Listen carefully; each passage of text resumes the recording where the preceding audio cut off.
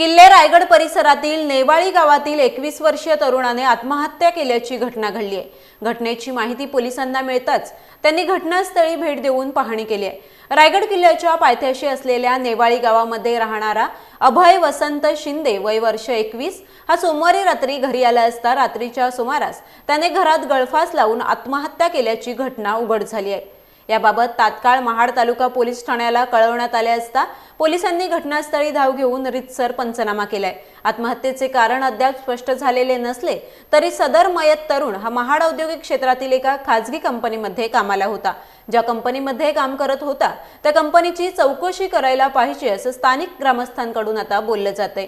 सोमवारी रात्री तो आपल्या गावी आला असता त्याने ही आत्महत्या केल्याने सगळ्यांनाच धक्का बसलाय। या प्रकरणी मयत अभय शिंदे याचा मोबाईल पोलिसांनी ताब्यात घेतलाय।